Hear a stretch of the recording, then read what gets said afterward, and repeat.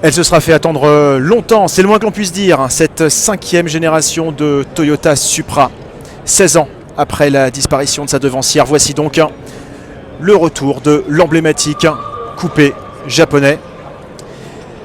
En réalité, ce n'est pas vraiment une surprise, hein, puisqu'on l'avait déjà découverte au salon de Détroit en janvier dernier aux États-Unis. Mais la voici en première européenne. Premier coup d'œil, que découvre-t-on? Eh bien, c'est un profil relativement singulier. Regardez, avec un très long capot, un poste de conduite très reculé, comme sur un coupé à l'ancienne. On est, pour ainsi dire, quasiment assis sur l'essieu arrière. Un coupé assez compact d'ailleurs, 4,38 m de long, un empattement relativement réduit, légèrement plus court d'ailleurs que la GT86.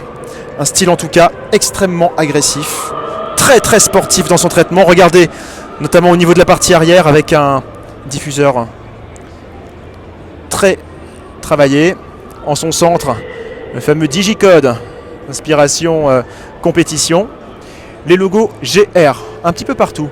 Vous vous demanderez peut-être de quoi il s'agit. Gazoo Racing, tout simplement, l'écurie de course qui a énormément travaillé pour la mise au point des liaisons au sol.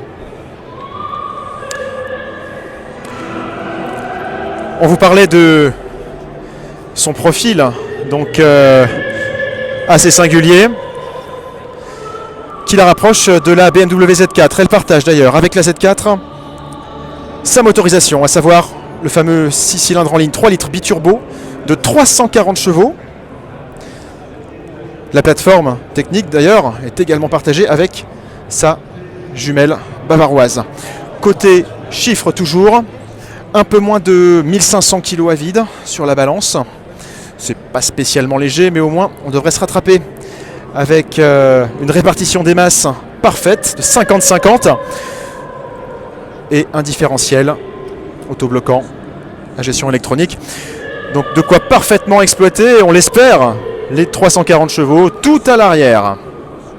Côté performance, 0 à 100 en 4 secondes 3, une vitesse de pointe limitée à 250 km/h. Si on jette un œil à bord, voilà, l'environnement est très sportif, sans surprise.